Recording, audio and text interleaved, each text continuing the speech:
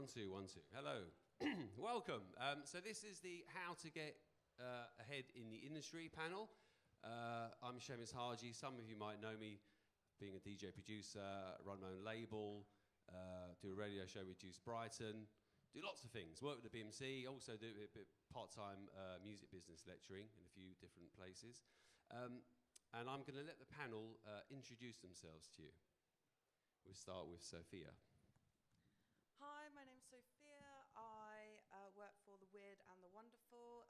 Myself and my business partner Stephen Brains are music managers for a variety of clients such as Maya Jane Coles, Cats and Dogs, KDA, Engineers Experiment, amongst others. So we deal with everything to do with the artists. Hello, I'm James Bullock. I've spent the last over 10 years being an agent for various house techno DJs, and now primarily I'm a manager working with Derek Carter, Max Cooper and Manpower. Hi, my name's Alex Powell. I'm from Label Worx. I'm the business manager there. We're a distributor for dance music record labels, and I'm also the mixing and mastering engineer there.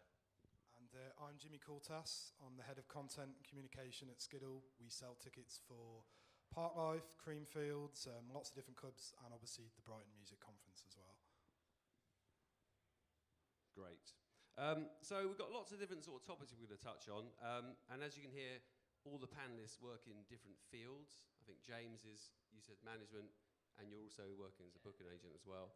Obviously management here, distribution, and ticket sales, which are really important.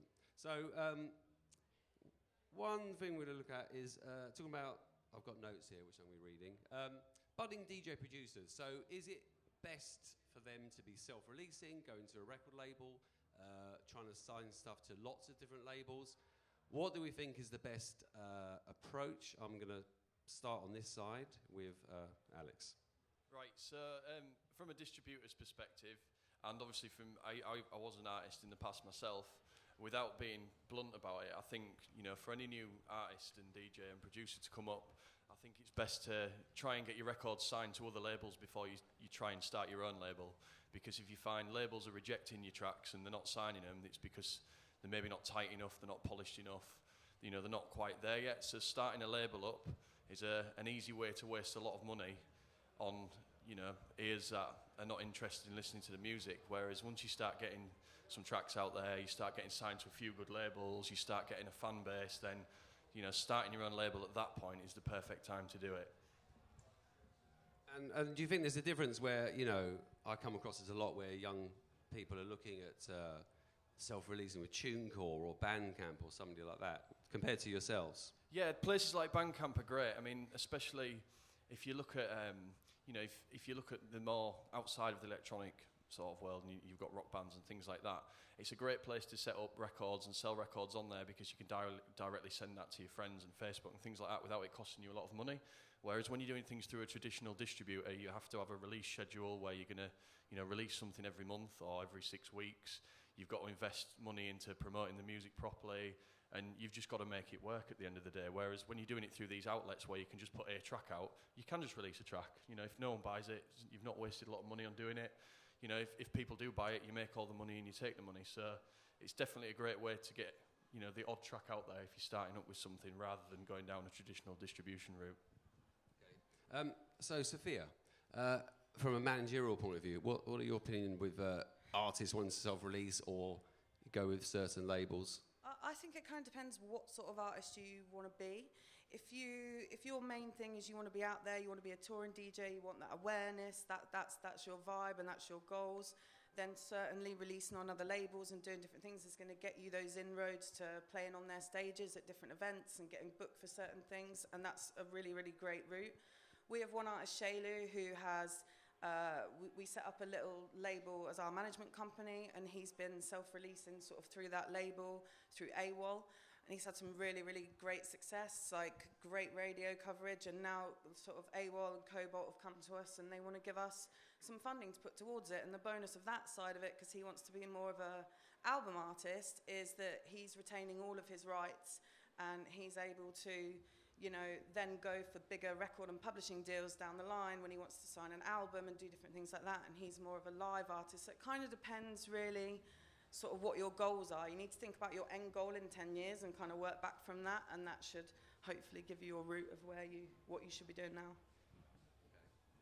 You got any views on that, James? It's hard to add to that, really. I think sort of the difference between a live act and a DJ is quite significant in that sort of where do you see your career going? Is it just a sort of the whole DJ scene is oriented around contextualization, I think, isn't it? So it really helps to be releasing on other record labels, but if you're cutting your own niche as a producer or a sort of a more of a live act, even a live act who can DJ, then the self-releasing own label is a really good way to show your distinct contribution. And there's nothing to say you can't just do your own label and release on other people's as well. But I think, yeah, it's unless you've got a lot of financial clout, you probably don't want to start off your own label initially, do you? Do you encounter many people that want to make it in the business that want to sign to a specific label, be affiliated with a big label and their brand, and they will help, the idea is it will help their career? Do you encounter that as a manager? Would you help steer people in that direction? I think I don't really have a problem with major labels, or I think it really depends on what the artist wants to do and how much of a machine they want to plug into, really. How much control they want to have over their own direction. How much they want to, because you give that away with the more people that you work with. So if you want to, if you aspire to release on a major label and have sort of appear in front, sometimes in a way it comes down to numbers. So if you see yourself performing on a stage in front of 500 people or 5,000 people or 50,000 people, then that kind of scales to sort of dictates the rest of the infrastructure which you need to put around you, and the sort of the money that will take in order to get you into that position. So that really, so from my perspective, I want to work with people who are creatively motivated rather than, creatively motivated, sort of say, even if they want to perform in front of 50,000 people, I want the urge to be sort of, I want to make this, I want to put this out there, and then you're like, right, well, okay, how are we going to get there? It might take us 5 years, but who do we need to work with now in order to work with them then and then and then, and then in 5 years we're in front of 50,000 people, and it might not be as good as they thought it would be then. So, because I come from a background of doing A&R, so for different labels, Slip and Slide, Defected, Toolroom, Strictly Rhythm, and then obviously A&R, my big love label. So I'm just wondering, I'm thinking about that process of the artist making music and trying to get that route to market. And is there any A&R process involved? Is it something that would come from the manager side of it? Obviously, if they've got a label, my label goes through Label Worx, so I obviously think they're a great distribution company. And I do get a certain amount of A&R input from you guys, right? I think it's fantastic. So I'm just wondering if that is in that process or it gets lost in the process. I think for me, just going back to the team, I don't know whether we're going to talk about team later, but like who you choose to have around you is really important, and I want people around me who I trust and respect, and I really want that feedback, which essentially is what A&R is. It's critique on the work that you've done to make it better and to put it in the right place. So as an artist, you have to be conscious of who you're giving that right, who you're giving the right to speak into your work, really, aren't you? So that will come at any label. So yeah. So I'm just wondering if an artist is signing to specific labels. I know from working with some big labels, there's a lot of A&R involved for these artists. It's not always like the record's delivered. That's fantastic. We're going to release it as is. There can be a lot of A&R input. So it's just it's the pros and cons of doing it yourself or going to a label and being tied into that platform. Especially we're looking at DJ producers. Do you know what I mean? You know what I'm saying? So I wonder if what you. So I think what you're touching on I'm interested. The audience. are a lot of you students or wanting to make music? Who makes music? Okay. Who makes music professionally? Okay, cool. So this thing about, I think it's really important to develop the creative process in community. And that's one of the benefits. When I was at college, I studied art and design, so I don't know how to make music, and I can't DJ. But when I was at college, we had people we would critique each other's paintings and drawings and such. And the only reason we did that was to get better. So I think the danger with making music, and some of the people that I have worked with will present this piece of music that they think is amazing, and it clearly isn't, but it really means a lot to them. So how do we work with not just what they've made, but who they are to help that get better? And that's when it becomes really important that who you choose to listen to and who you choose to have in your team around you to advance your work and to get the best out of you. I think as well, adding to that, and I mean, this is from making music myself and trying to get signed to labels before to doing it. I think the best thing you can do is take the negative feedback as positive. So when people do say to you like, oh, well, no, that's not quite good enough because this sounds wrong and this is wrong, or that's not quite right, or that's not tight enough. You know, a lot of people that we speak to and say things like that, they just get offended by it, and it's the worst thing you can do. That's positive. That's like positive feedback, negative positive feedback, if you know what I'm saying. And from that, you can go away and go, oh, actually, yeah, we do need to make that better. Until eventually, you're sending your records and people are going, that's great, I'll release that. You know, I think the best piece of advice on this I can give is take any negative feedback as positive and try and better it from that feedback, rather than saying, well, no, it's right. You know, you can take that and use that and then re-engineer what you're doing into something great and then get your records signed, you know. Yeah, and also just to end that as well, it might be a case where you're trying to make records for specific labels and you get turned down for whatever reason, but it doesn't mean it's not good music. It might be like, because I'm not saying I did that, but when I started my label, it's because I just wanted to be in control and not waiting for a label to get back to me and decide whether I want to put it out. I just thought, right, I can make this record and put it out myself. So I kind of liked having that control, but unfortunately it was good stuff. If it wasn't good, it wouldn't have done well. So I want to bring Jimmy into the conversation a bit because he's getting a bit left out there. Obviously, there are people that want to DJ, make music. Some people want to put on events. So I'm just wondering if I come across this as well, where some people, they might be fantastic DJs, but they've got no aspirations to get into production. It's not their thing. They'd rather get into doing their own parties. So I'm just wondering if that's something that you would recommend. I mean, there's a lot of people doing their own things now. I think certainly when you're starting off, one of the things that we touched on those questions there is that if you take quite an insular approach, when you're starting off, you're not really going to get that far because you need other people's advice, you need other people's feedback. And the good thing about putting on and promoting your own parties is that unless you're absolutely amazing, you can't do it by yourself. You need to work with other people, whether that's PR people, other DJs and stuff, and it promotes that community. You then get like a following in your local crowd, and that's like a good entry level. I think for anybody, whether you want to be a journalist or, you know, a writer, a production DJ, it's always a good grounding point for that. And there's a lot of quite wide and varied examples of success at the moment. So I don't know how many of you heard of a club night called Percolate. They started off in London. They're now doing shows across all of the UK. We sell tickets to them at Skiddle, and we've seen them grow. And there's two DJs, I can't pronounce their names, so I'm not going to try and say it, that are behind that, and they've ended up getting gigs abroad in Croatia and working at festivals and stuff. So they're kind of on the cooler house and techno spectrum. And then completely on the opposite end is Tom Zanetti, and Tom Zanetti's obviously sort of like, you know, Northern Stronghold. He's been part of the Sleepers Cheating Parties, and they do loads of stuff, and he's basically a pop star now. And the reason his productions and his DJs have started off because he's been massive as a promoter in his originally just his region, and now you know even across the continent. And I think that if you're trying to start off with parties, the best thing is it's a lot more fun than running a record label, because you know you don't have to deal with lawyers, you don't have to deal with you deal with like going out and getting wrecked, and what could be more dance music than that? So from my point of view, it's like a no-brainer to start getting involved in.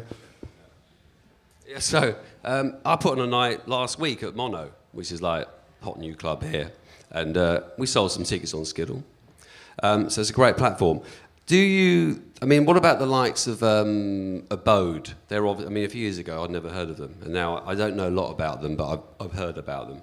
What do you think the sort of secret was to their success and the way they kind of exploded quite quickly? I think it boils down to the fact that they just put on really good parties, and I think that obviously, dance music, everybody in this room, I'd imagine, is really into dance music too and listens to it at home, really stuff like that.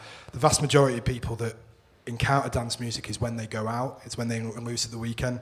And Abode just put on really good parties. It doesn't matter where they've done it, whether it's been in London, IB, for whatever, they just absolutely smash it. And if you get that formula right, whether, and it's not just about the music, it's about the ambiance, it's about the environment and the crowd. You get that formula right and you're in the right place at the right time and you're good at what you do, that will just lead to the thing. And, there's success stories. It's not as prominent now, but Shibuku in Liverpool, where I'm from, that was a huge party, for years and stuff. And a lot of the people that are involved in it have got music industry jobs, whether that's, working as PR people, as promoters, as DJs. And it was like such a throng of creativity. And, club nights do that. You form amazing friendships at 6 o'clock in the morning at a club. And these are the sort of people that you'd be doing business with, as you move forward. And I just think that putting a party on, obviously selling your tickets with Skiddle for it as well, but putting a party on is just such a foolproof way to get in there. And also, when you fail, it's not as catastrophic as it would be in other environments. So it's positive. And to bring back to Abode, they're just very, very good at putting on parties. They've got that hedonistic appeal. Their marketing's good, their brand's good, and that's, they're completely on point, and that's a springboard for them to do other things. Okay, that kind of leads into a couple of things I want to touch on, actually. One is going to be brand building, speaking to the mic, and also networking and how important that is. So going on from that conversation of networking and hanging out with promoters and probably getting up to all sorts, how important that, it used to be really important. How important is that these days, like networking, schmoozing with the right people? Is it something that the artist should be doing? It's something that, the manager's doing, or especially if it's new people that don't have management. So would you recommend or suggest anything in that kind of area? Yeah, just do it. It's still really important. Being out there, being nice to everyone, not being too pushy, just trying to get to know people on a personal level, finding someone to engage with them on. Going into a party and being like, I know that these few people are in the room and I know they've done these things that I like. Finding a way to go and just strike up a conversation with them. Just get to know them on a personal level, then start talking about your work, like a little bit down the line. Like these people probably get pitched to all the time. Find a way to stand out and let that be like your character and you that's standing out as a person, and then let things follow on from that. The networking is still super important. Like, you're not gonna meet anyone that's gonna help you sitting in your bedroom. And that doesn't mean you have to go out and get wrecked all the time and get wasted, especially if you're not the sort of person that'd be a good person wasted at 6 a.m. There's a lot of people that can't be in the music industry. But yeah, just go out and say hi. And at the same time, you're gonna learn so much being at loads of different events, seeing different people play, different lineups. So it's a good experience all round, I think. Okay, kind of into heads of that, James? Yeah, no, I think that it's totally, the music industry is really social, so I think what Jimmy was saying about putting on parties is that's really important. Or I was a promoter as well, and in fact everybody who's worked at Elite, the DJ agency that I'm part of, everyone's been a promoter, and that's really important to know where the money's coming from, to know sort of, like, I think it's really important to focus on the dance floor, focus on the community, that's what feeds the whole scene. The health of the dance floor feeds the creativity and the artistry that sort of we want to bring to it. And so, yeah, there's not really many better places to network than a dance floor, is there? I also think as well what someone was saying about having jobs in the music industry, just because if you want to be an artist and that's the ultimate goal, going out there and working at a booking agency for a bit, working at a label, seeing it from the other side, not only will you meet so many people, and everyone in the music industry moves around so much, so you might meet 10 people at that one company. In 5 years, you're going to bump into people who are going to work at 10 new different companies. So and also everyone in the music industry basically works pretty much 24 hours a day. So there's nothing to say that you can't have a full-time music industry job and still be pursuing all the other things in your own time and at the weekends and just going for it. I think that's quite an important point as well, because there's a lot of people that will get into music, myself included, and started off wanting to be a DJ, and things maybe quite don't work out the way that you wanted to, and you end up doing something else. And I think that getting involved in as many different things as possible is the way forward. The other thing as well is obviously dance music, going out and clubbing can often feel like a young person's thing. So there might be people that you're DJing with in 5-10 years. They might be doing your PR, 10 years after that. They might be your publicist, all sorts of different things. And I think that getting involved in as many networks as possible, and just as many communities, they're the people that are going to find work for you. They're going to sign your records, and you just need to find as many people as possible. And I mean, that's the reason we're all here. That's just what I was going to say. Like, we're here. Like, we're always at these conferences. Like for Label Worx, we go all over the globe. Like all year round, we're at different conferences, different events, and we're there just to talk to people. And that, what people say that's not even a job, but it's like the best job in the world. You're just talking to people, networking, having a beer, and that's how business gets done in this industry. So you need to be everywhere that you can get to, just to be nice and say hello to everyone, I mean, there's a lot of, sorry to interject, but there's a lot of DJs that will tell you about the jobs they used to do. I mean, the classic one is working in a record shop, but Jamie Jones used to PR in Ibiza, and that's, out there and did a season and probably, got paid very little, did 60-hour weeks, and he's one of the biggest DJs in the world now. And I think that hunger and that passion that you need to have straight away, that gets recognised, and I think that everybody within the industry can see that desire, and they're the people that end up being successful. Nobody just like makes a mixtape and becomes top of the RA DJ poll. It's it's a long slog to get there. Yeah, I think that's a great observation. I did a few summers in Ibiza, and I would recommend that to anybody who wants to be a DJ or do anything in dance music. Just spend the summer in Ibiza, and you'll lose loads of money, but it's the foundation of a lot of careers. Yeah, it'll either make you or break you. Yes. Yeah. If you get or through both. to August, if you go out in June and you made it through to August, there's a good chance that you'll be able to make something of your career. If not, you'd probably be in rehab. So that's all good stuff. Yeah, and I always suggest that to any students I meet where I'm teaching. It's like, get a foot in the industry, because if there's 100 of you, not all of you are going to become that DJ producer, but you should give it a shot. But also, like you say, a lot of people used to work in record shops, and I came from record shops, and writing for magazines and just doing anything that I could to be engrossed in the business in some way. So this was all before social media and online presence, the way that people can promote themselves now. But yeah, make connections, network. You'll meet. We're here today, aren't we? So you can come and approach us if you've got questions to ask. When you're in a position, just realise the networking potential in every situation and who can help you out. Yeah, I did a music degree for 3 years at Bucks, and then every single summer I wrote a million CVs. I did internships at labels, days at PR firms, literally anyone who would have me. And in the third year, when I worked at the ILMC stuffing delegate bags, I put one of the contact books in my rucksack. I emailed everyone my CV at the end of the third year, and I got a job at William Morris. And I got all of my other jobs based on that. That was the starting point, and that was stuffing bags at a conference just like this one. So you just, exactly what everyone said, you just go for it. I had a few funny moments recently. My parents came down to visit my family, and my mum brought this box of what I thought was just junk. There's loads of flyers from when I was doing summers in Ibiza and all sorts of stuff that had just been stowed away at my parents' house, and I was flicking through it, and there was this, and a CV was in there that I sent to Factory Records. When Factory Records, Factory Records, please tell me Factory Records. New Order, Joy Division, Hacienda.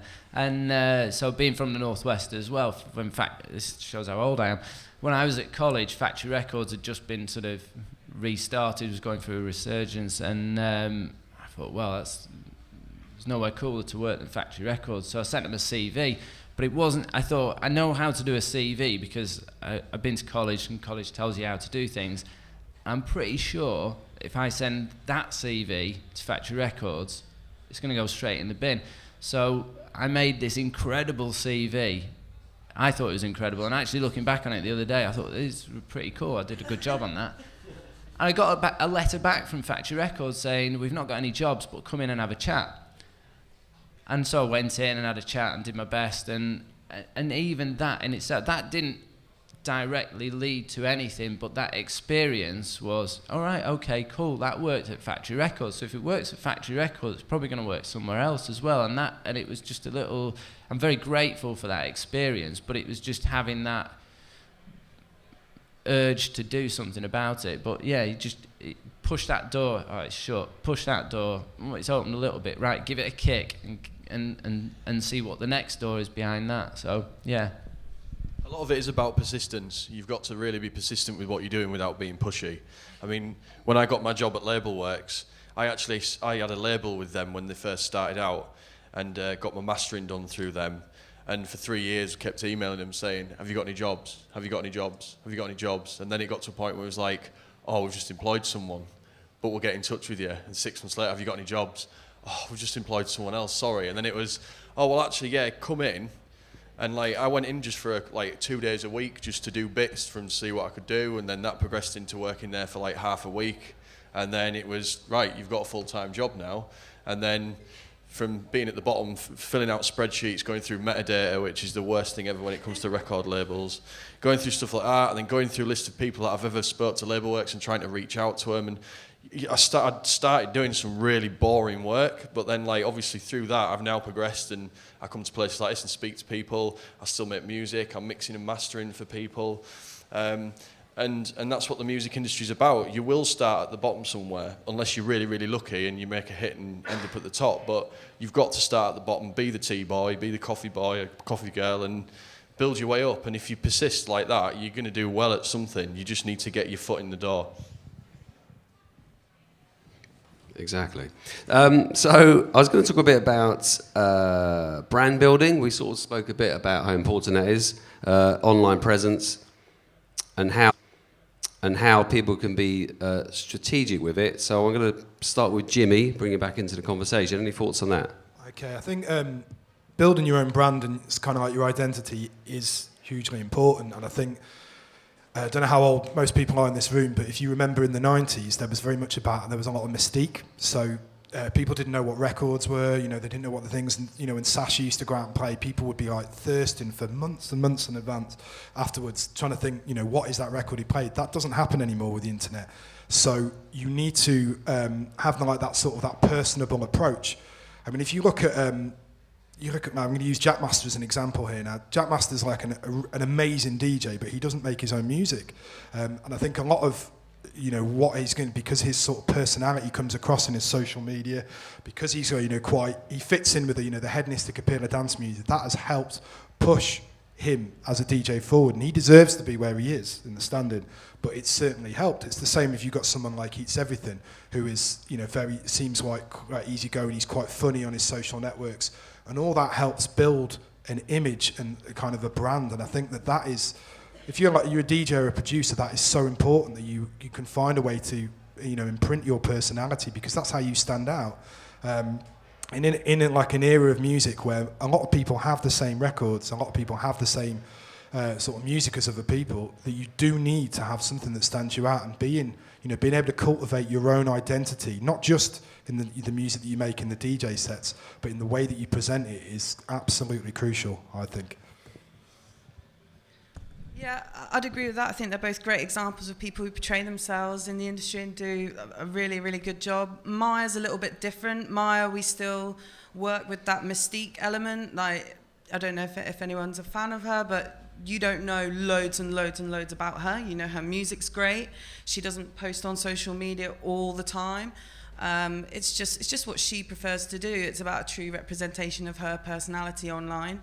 But I think if you're an up-and-coming artist, finding key interesting bits of content? Do you have a best mate who's great at graphic design or makes cool gifs or will do something that's going to cut through the noise on your social media and just make people want to click it before they even know what the music is about, but what is going to grab people's attention because everyone's trying to? So what's that little thing that's different about you, and how can the people around you like help out?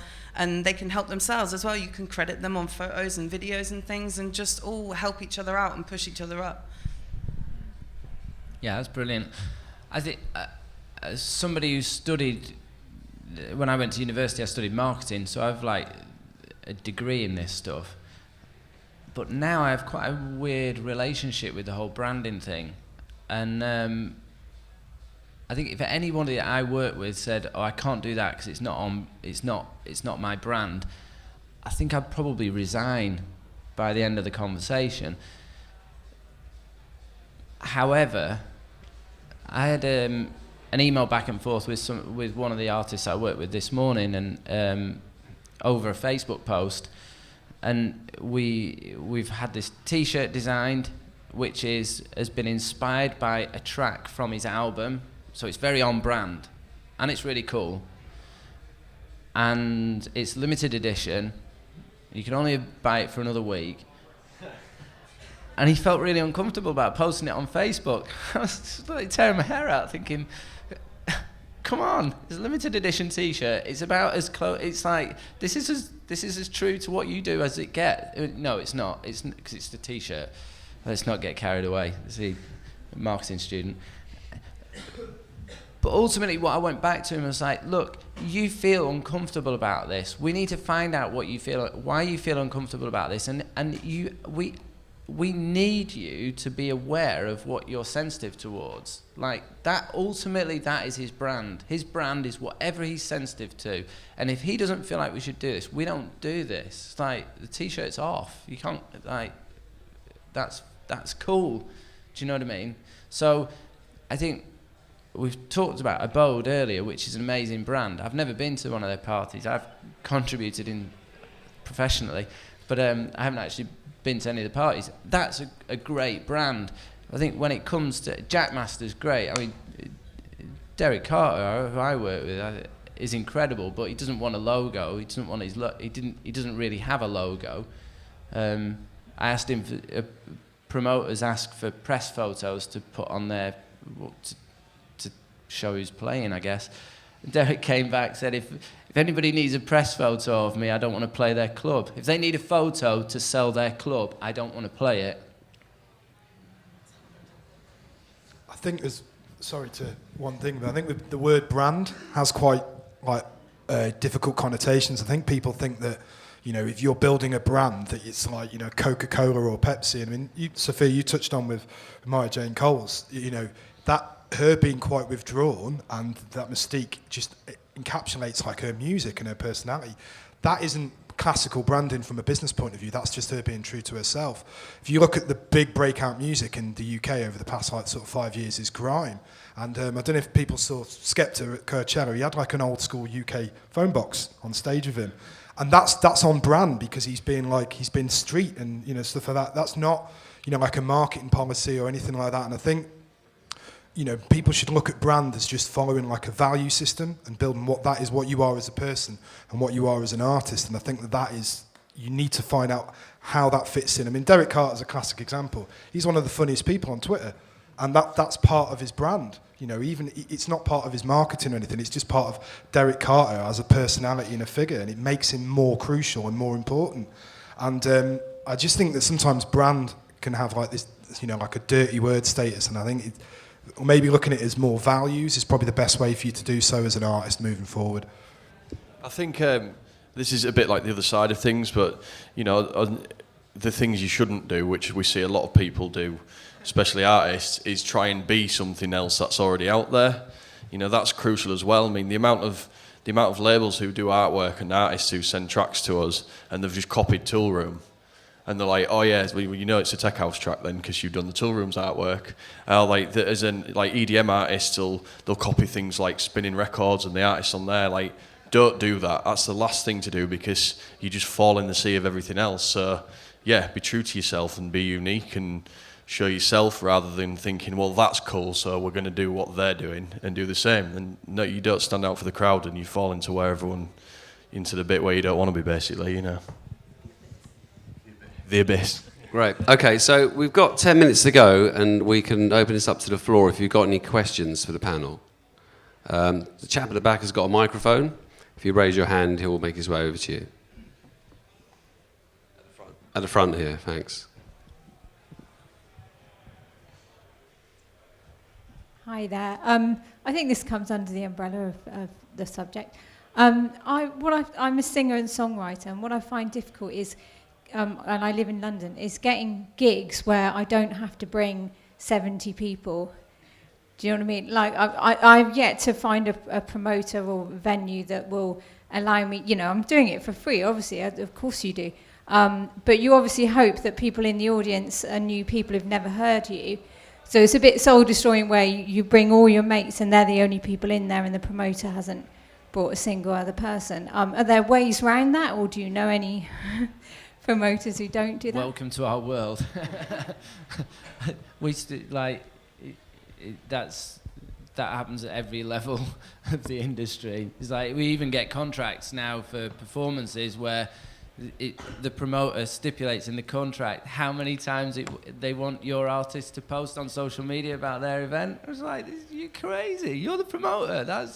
It's in your job title to promote. It's like, what's going on? Keep going. I think the one thing you can take from it is pick and choose which ones you do. Think about the bio that you want to write for yourself. What other artists have played at the venues that you're being offered? What are the club nights? So if you're then trying to get the next gig, what 2 lines do you want to write to that promoter that's like, I want to book this person and I want, you know, I don't want them to have to bring 70 people. And you having those key things in your bio are the tools that's going to make someone be like, oh, right, and the music and, you know, trying to build your social numbers and different things like that, because ultimately promoters want things that they're also running a business and they've got to get a certain amount of people through the door to be able to pay for the venue, to be able to pay for the sound. So you just, I don't know, I'd build, while you're having to do this stage at the moment, I'd build the bio for yourself to try and give yourself the next sort of stepping block to go up would be. I think as well, if you've got 70 people coming to a party, you've got a party, so put your own on. You know, that's, you know, 7 people's a party in my eyes. So having 70 already, you know, is there anyone in that 70 that can help you out, that can promote, you know, maybe network with like another singer or a DJ that is in the same situation as you and double that network. And I mean, the main reason people start promoting their own nights is because other promoters are crap. So just, you know, take that on board and maybe you could do that yourself. Any more? At the front here, please. Thanks. Hey, I would like to catch up on what you said at last, not trying to be someone who's already out there. You have any advice on how to find your unique selling point? Because there's obviously lots of artists out there, and they all cover lots of like unique selling points and unique characteristics and everything. I think with this, I mean, this is something we do say to, you know, labels and DJs and artists that we work with, is if you don't know what that is yet, keep writing music and something will come, and all of a sudden you'll have a sound, or you'll have some kind of consistency from what you're doing, which just comes from you as a person, which does show in the music that you're writing and the music that you're making, and from there you can then, you know, design your or craft your persona, how you want to be perceived from the sound you're creating. Because I mean, I know from myself, from making music, you can write 100 tracks and then they're all different genres because you've just, I've made this today, and it's quite hard to keep focused on what you want to make all the time and have a consistent sound without them all sounding the same. But I think my best advice from that is if you're making enough music, you'll get a sound, and from your sound you can then craft a persona, because at the end of the day the music does the talking. If the music's good, the music's what gets you there in the end, you know, and that's what it is. That's what people are listening to. So if you're making the right music and the music sounds right and people know you for your sound, then, you know, hopefully you'll succeed with that. Just see what other skills you can gain. Can you learn to do your own mix downs? Can you learn to do your own artwork? Does that interest you? How far can you get to a point where, like, for example, Maya will deliver us an EP, there's your artwork, here's kind of what I want as the lead track, what do you think? and like it's there because she just has everything in her head about the release, and like maybe that's not your bag, and that's not what you want to do, and that's totally fine as well if you just want to do the music. But it might try and help you start to work out your by learning how to do mixdowns and gaining more technical skills. That might then affect what music you start making a bit differently, and you just start to develop a bit more. Okay, I think we've got time. We've got 5 minutes. One more question, if anyone's got a question. Okay, chap at the front here, please.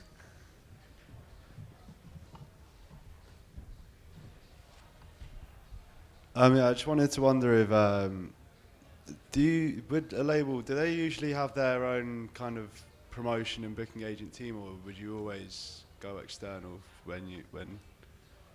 So like, You're asking if a record label's what? Sorry. So like, if Toolroom did like a label night somewhere, do you have your own in-house promotion and booking agents, or would you always go through local promoters? Oh, yeah, like a label, someone like Toolroom would use external promoters. That's generally how it works. Yeah.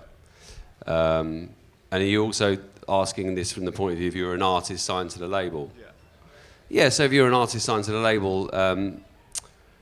I guess it depends on, I guess that's where we get into how to get ahead in the industry. You know, it's like if you did your own thing or if you do sign to a specific label, what are the sort of the additional add-ons, apart from your music being on a great label and a great platform, are you going to be part of their, you're going to be in their clique, are you going to be on their gigs and stuff like that? And I suppose there are different levels to that, depends where you are in your career, so, you know, it's not going to be straight in. So if you developed as an artist with the label, then that is a side of it that could develop. Same with labels like Defected Records that I work with. Same thing. So it's not like, right, we'll sign a record from you. I mean, you might speak to certain labels, and sometimes that's kind of the way they drag producers in. Yeah, we'll sign your record and we'll get you on our gigs and et cetera, et cetera. And then years down the line, those producers didn't get any gigs. And I think I know quite a few people like that. So you've got to be careful of which label it is and what trying to sell you to sort of lure you in as part of the package. But generally speaking, I would say that a lot of DJ producers are part of different cliques because of that, because they're in that camp. You know, if they're maybe releasing on Hot Creations, they get to play in the Beaver. You know, when I worked with Defected, the first gig I did in the Beaver was at Pasha, you know, and I straight away had a residency there because I was working with Defected. So that was kind of a good additional add-on. But yeah, the labels would work with external promoters. That's always the case. Yeah. So, okay, we're going to have to wrap it up there, I'm afraid. I'd like to say many thanks to all of our panellists for taking part today, and you as well. Thank you.